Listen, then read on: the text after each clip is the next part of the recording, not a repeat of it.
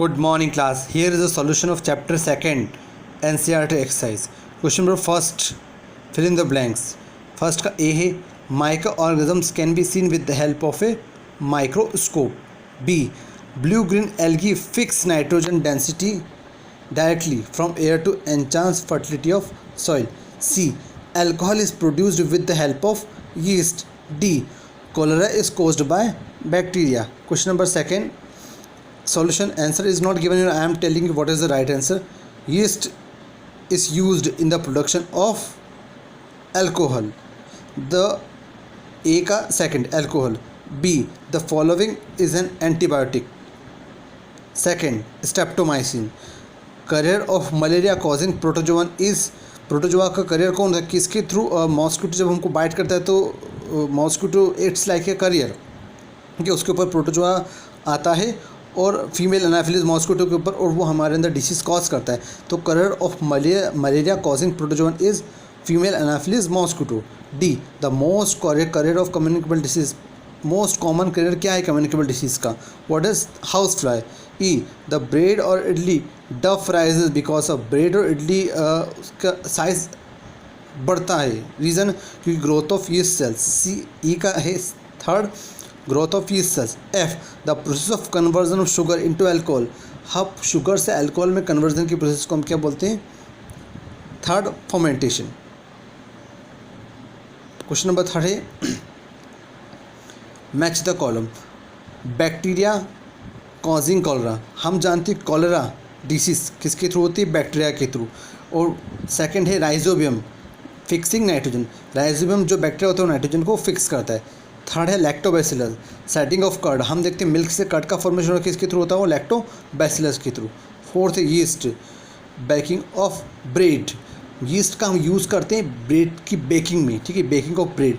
Protozoan हम जानते हैं कि फीमेल मॉस्किटो के ऊपर एज इट्स लाइक वर्क का career, female mosquito work like a career, उसके ऊपर प्रोटोजोआ आता है बेट उसकी बॉडी पे, हमारी बॉडी की ब्लड में एंटर होता है जब हमें बाइट करता है. तो protozoan is a causing malaria. A virus causing AIDS. अब क्वेश्चन नंबर फोर्थ है, can micro organism be seen with the naked eye. क्या माइक्रो ऑर्गेनिजम्स को हम नेक डाई के थ्रू देख सकते हैं? If not, how can they be seen. अगर हम नहीं देख सकते तो कैसे हम उसको देख सकते हैं? इसका आंसर है fourth answer, micro organisms are extremely tiny living organisms. बहुत छोटे लिविंग बींग से which are not visible through our neck eye. हमारे नेक डाई के थ्रू हम उसको नहीं देख सकते. To observe this micro organisms we need to use microscope. हमको इन माइक्रो ऑर्गेनिजम्स को देखने के लिए माइक्रोस्कोप की हेल्प लगती है, क्योंकि इतने नेक्ड हैं कि इतने इसमें टाइनी, इतने स्मॉल इनकी स्ट्रक्चर होती है कि without microscope our neck by our neck die we can't visible it. Question number fifth, what are the major groups of micro organisms. तो इसका आंसर है, there are 5 major groups of micro organism. 5 major groups होते हैं. कौन कौन से? Bacteria, fungi, protozoa, virus and algae. तो bacteria a single called organism singly responsible for disease. Single celled होता है, रिस्पॉन्सिबल होता है डिसीज के लिए. They can be spiral, road shaped हो सकते हैं, स्पायरल शेप्ड हो सकता है, स्पेरिकल शेप्ड हो सकता है, कॉमा शेप्ड हो सकता है, ठीक है. Fungi are mostly multicellular. ये मल्टीसेलुलर होते हैं, रिस्पॉन्सिबल फॉर डिसीज टू. ये भी डिसीज के लिए रिस्पॉन्सिबल होते हैं. Moulds on bread is a type of fungi. हम देखते हैं कि ब्रेड के ऊपर कुछ माउल्ट्स आ जाते हैं, मतलब उसके ऊपर कुछ ब्रेड का ज़्यादा पुरानी हो जाती है, उसका स्ट्रक्चर, उसके ऊपर कुछ रेडिश या ब्लैक स्ट्रक्चर हो जाता है, हम उसको माउल्ट्स.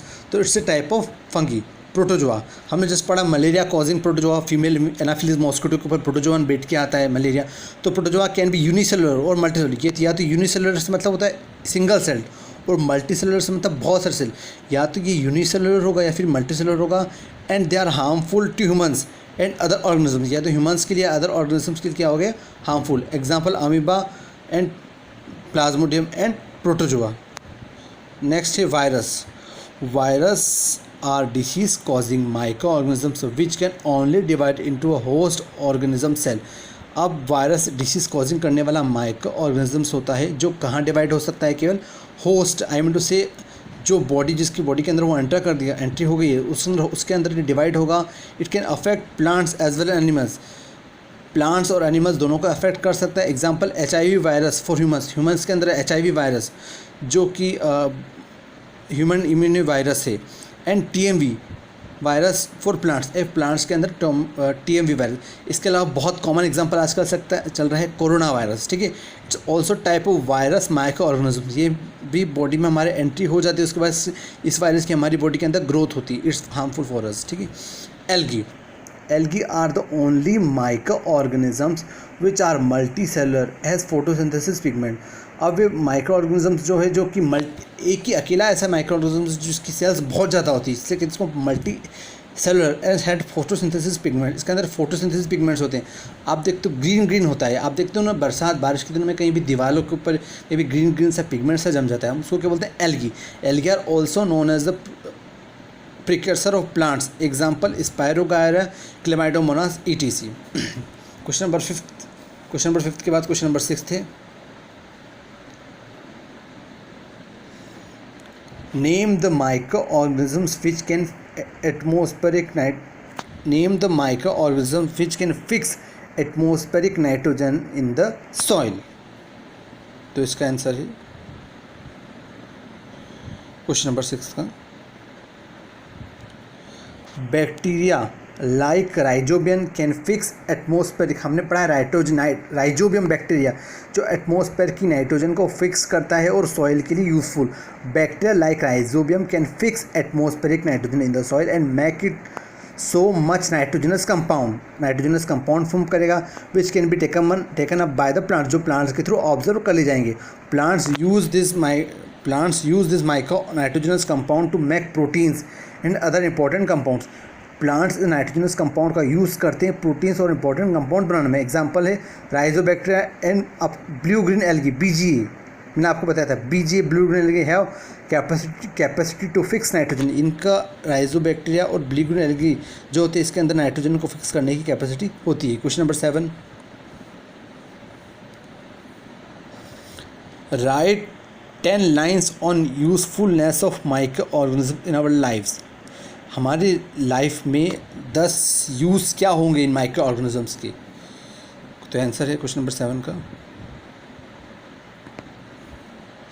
First is micro organisms are used in making of wine, bread, pickles and other food products. Wine production में ब्रेड, पिकल्स और अदर फूड प्रोडक्शन में माइक्रो ऑर्गेनिजम्स का यूज़ होता है। Second, lactobacillus bacteria mainly use at homes to make curd. Milk से curd बना रहे हैं हम, किसके बैक्टीरिया के थ्रू? लैक्टोबैसिलस की, तो हमारे लिए यूज़फुल हुआ। Third, yeast is a micro organism, it's also type of micro organism, मैंने आपको बताया था, which is use at home to make batter for fermented food. हम जनरली देखते हैं कि इडली का या फिर इडली का दही का कुछ प्रोडक्ट बनता है, जो उसका फर्मेंटेशन होता है, उसके थ्रू क्या होता है, उसमें वेस्ट की ग्रोथ होती है, तो उसका साइज़ बढ़ जाता है, फूल जाता है। हम देखते हैं घर पे इडली भी बनाते हैं, तो उसके थ्रू उसका जो घोल जो सॉल्यूशन तैयार किया जाता है उसको फर्मेंटेड किया जाता है, इन सनलाइट में हम रखते हैं, तो कुछ टाइम पर उसमें ईस्ट माइक्रो ऑर्गेनिज्म्स ग्रो करता है, उसके थ्रू क्या होता है वो, तो इसी हमसे क्या समझ पड़ती है इससे क्या कि east is a type of micro organism which is useful. Various fungi are the responsible for decaying the waste in the nature। अब और कैसे बहुत सारे जो वेस्ट होता है इन द एनवायरनमेंट में, तो क्या उसको भी क्या होता है, वो डिके करता है। The obtain nutrients from the dead and decompose the waste, उसको वेस्ट को डिकम्पोज करना, आई मीन टू से उसको छोटे कॉम्प्लेक्स से सिंपल उसको ईजी गोइंग वे में चेंज करना, तो उसका इस तरह से उसका यूज़फुल हो। अब question number 8, right a short paragraph on the harms caused by micro organism. ये यूज़फुल थे। अब है जो हार्मफुल क्या है माइक्रो ऑर्गेनिज्म, वो क्वेश्चन नंबर 8 का आंसर देखना है। Here is the answer of question number 8।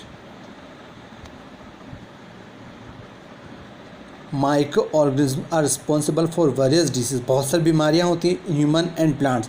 Disease caused by bacteria are tuberculosis, cholera, typhoid. Common disease जो माइक्रो ऑर्गेनिजम्स के थ्रू होती है, बैक्टीरिया के थ्रू, ट्यूबरकुलोसिस, कॉलेरा और टाइफाइड। वेरियस वायरस के थ्रू जो डिसीज होती है, responsible for foot and mouth disease in cattle के अंदर फूट और माउथ की डिसीज होती है। And in plants productivity of wheat, rice, apple, sugar cane etc can be reduced because of the microorganisms. ठीक है, प्लांट्स में इन सब का प्रोडक्शन कम हो जाएगा. सब क्रॉप्स में ना अपने सब प्रोडक्शन, अगर वहाँ वायरस लग गया तो इसका प्रोडक्शन कम हो जाएगा. Microbes present in our body produce harmful substance which will harm the body cells. अब कुछ माइक्रोऑर्गेनिज्म हमारी बॉडी में जो प्रेजेंट होते हैं, विच क्या करते हैं, वो क्या करते हैं, हमारे बॉडी के लिए हार्मफुल सब्सटेंस क्रिएट करते हैं. Also microbes also spoil our food and other materials. हमारे फूड को भी ख़राब करता है माइक्रो ऑर्गेनिजम्स. ठीक है. Question number 9. What is question number 9? What are antibiotics? What precautions must be taken while taking antibiotics? Antibiotics क्या है और कौन कौन सी precautions हमको रखनी चाहिए जब हम antibiotics लेते हैं? इसका आंसर है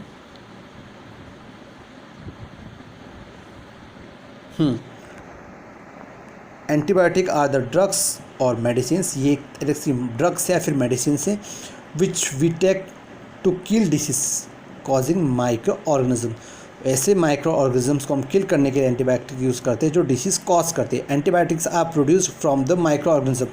मैंने आपको बताया था कि अगर हमको वायरस या बैक्टीरिया को ख़त्म करना है हमारी बॉडी में, तो उसी वायरस या बैक्टीरिया के थ्रू एंटीबायोटिक्स का क्या होगा, प्रोडक्शन. तो वही लाइन लिखिए, antibiotics are produced from the micro organisms. They are separate antibiotics which kills bacteria, fungus and other organisms. जो बैक्टीरिया फंगस अदर ऑर्गेनिजम्स को किल करते हैं. Example penicillin, tetracycline, streptomycin and so on. ये common example. अब precautions क्या क्या हमको रखनी है, तो व्हाट इज़ प्रिकॉशंस. तो antibiotics should be consumed under the supervision of a qualified doctor. हम एंटीबायोटिक ले रहे हैं, अपनी मर्जी से नहीं लेंगे. एक क्वालिफाइड डॉक्टर होगा, उसकी हेल्प की तरह इसको एंटीबायोटिक्स लेना है. The course of antibiotics should be completed as described in the prescription. Antibiotics का हमको वही कोर्स लेना है जो प्रिस्क्रिप्शन में हमको डॉक्टर ने दिया है, वही डोज हमको लेना है. Third, correct doses of antibiotics is important. Correct dose लेना उसका एंटीबायोटिक्स का इंपॉर्टेंट है. हाई डोजेज और low doses of antibiotic can cause harm to the body. अगर हम उसका ज़्यादा डोज ले लेंगे तो भी हमारे हार्मफुल होगा, लो डोज लेंगे तो भी हमारी डिसीज़ ख़त्म नहीं होगी. तो high doses and low doses of antibiotic can cause harm to the body.